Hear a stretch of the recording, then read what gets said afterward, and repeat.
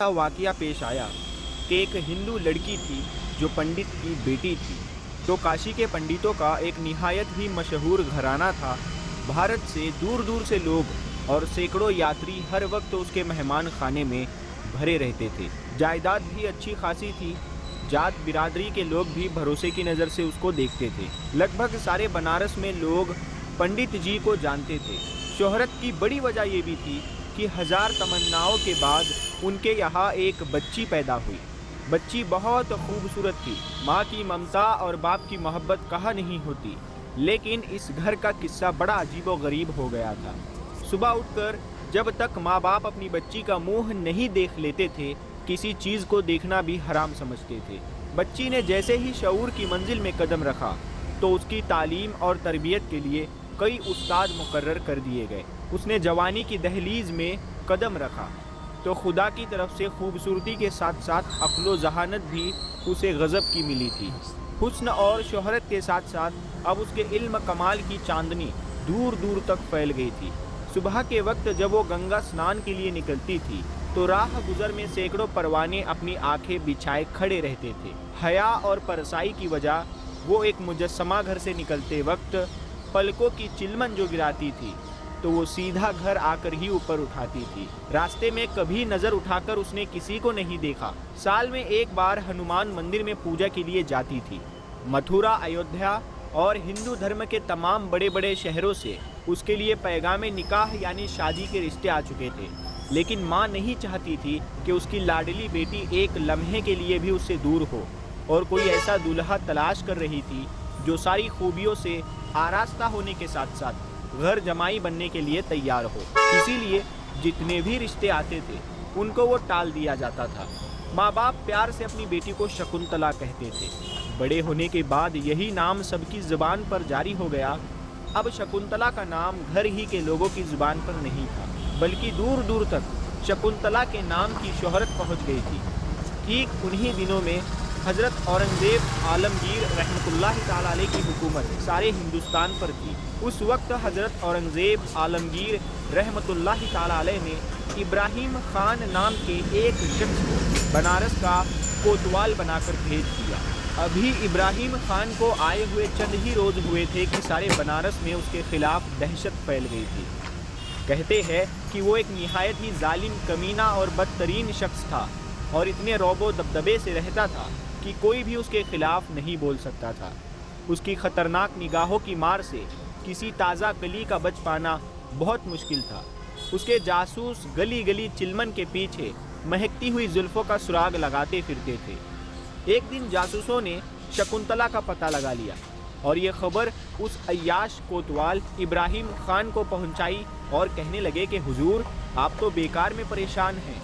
अपने वक्त का सबसे चमकता हुआ हीरा इसी बनारस में मौजूद है।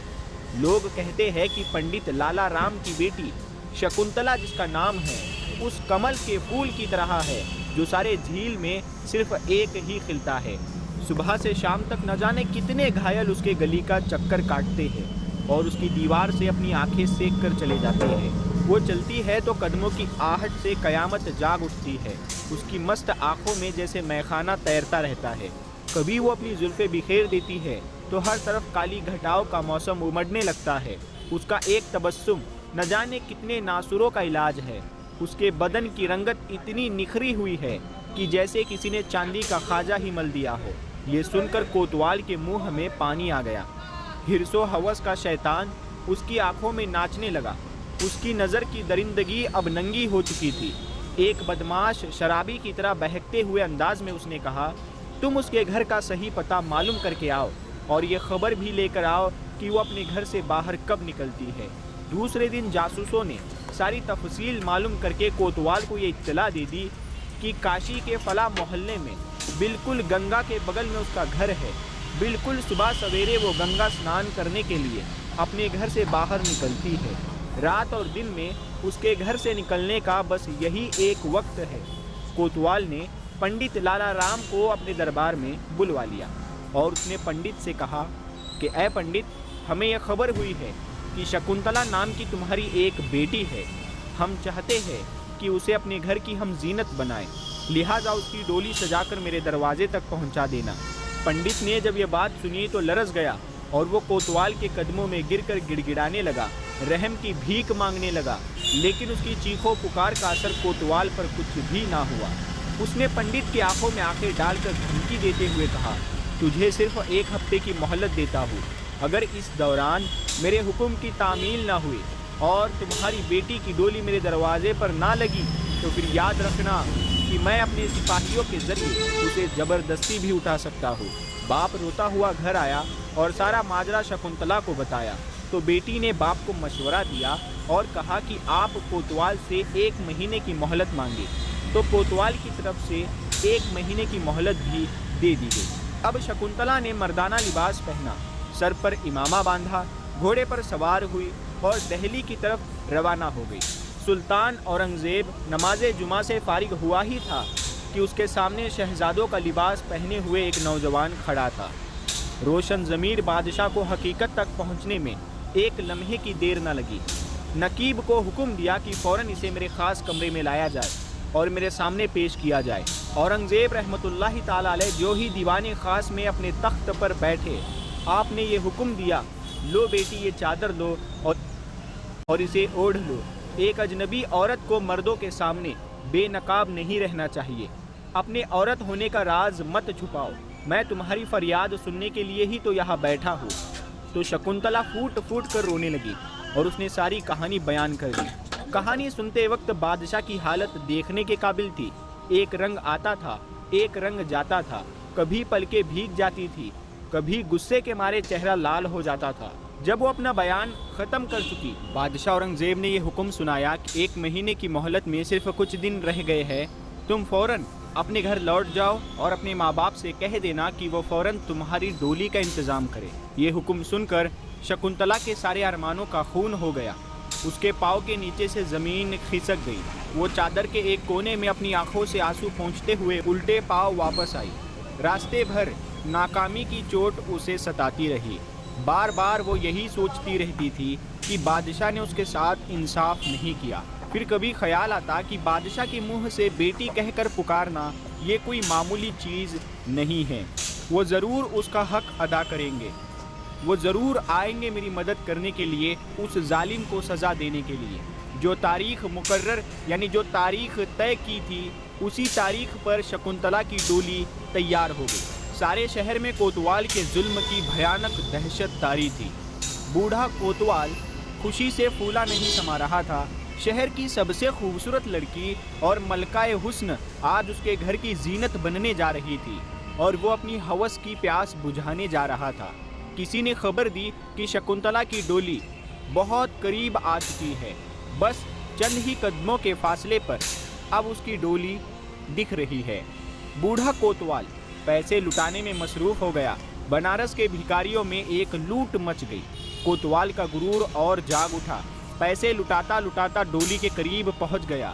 अब जब उसकी नज़र उठती है तो सामने शहंशाह हिंद औरंगज़ेब आलमगीर खड़े थे। कोतवाल ने जैसे ही देखा तो खौफ से कांपने लगता है। दहशत के मारे सारे जिस्म का खून सूख जाता है, मूर्ति की तरह बेहरकत होकर रह जाता है। गुस्से से कांपते हुए शहंशाह ने कहा, क्यों जालिम, मैंने इसी करतूत के लिए तुझे बनारस भेजा था। दिन दहाड़े हया का खून करते हुए तुझे ज़रा भी शर्म नहीं आई। एक हौलनाक कहर और जुल्म का तमाशा रचाते हुए तुझे इसका ख्याल भी नहीं आया कि हक के मुकाबले में औरंगज़ेब की तलवार अपने और पराये का कोई फ़र्क नहीं रखती। क्या तुझे ये भी मालूम नहीं था कि ये सारा हिंदुस्तान इस्लाम की पनाह में है। यहाँ के लोगों की इज्जत और आबरू और जानो माल की हिफाजत एक मुसलमान का फ़र्ज होता है। गुस्से के मारे बादशाह औरंगज़ेब आलमगीर का चेहरा लाल होकर रह गया था। आंखों से अंगारे फूट रहे थे और एक कोतवाल था जिसका खून खुश्क होता जा रहा था। तभी दिल्ली से चला हुआ फौजी दस्ता भी आ पहुंचा। कोतवाल की तरफ इशारा करते हुए बादशाह ने हुक्म दिया कि इस पापी को इसके बुरे कर्मों की सज़ा दो ताकि दूसरों के लिए इसका अंजाम एक इबरत बन जाए। चुनांचे ऐसा ही हुआ। उसके दोनों पाँव अलग अलग हाथी को बांध दिए गए, यानी उसके दोनों पाँव अलग अलग करके 2 खूंखार हाथियों की टांगों से बांध दिए गए और पूरी ताकत के साथ हाथियों को अलग अलग सिमत में दौड़ाया गया।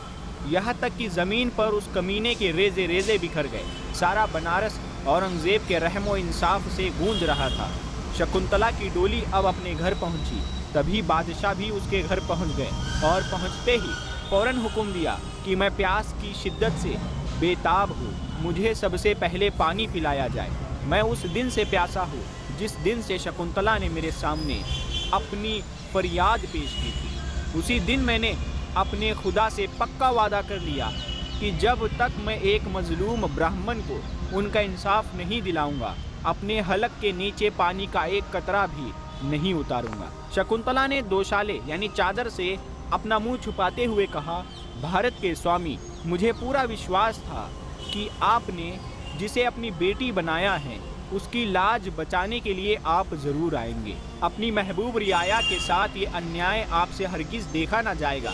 इसीलिए मैंने अपनी ज़मीन में एक चबूतरा पहले से ही बनवा दिया था ताकि हमारे शहंशाह जब यहाँ आएंगे तो नमाज पढ़ने के लिए कोई जगह उनको तलाश करनी ना पड़े। हज़रत औरंगज़ेब रहमतुल्लाहि ताला अलैह पहले वज़ू करके शुक्राने की 2 रकात नमाज अदा करते हैं। उसके बाद कुछ खाना खाते हैं। पानी के चंद घूंट पीकर यूं ही वापस लौटना चाहते हैं।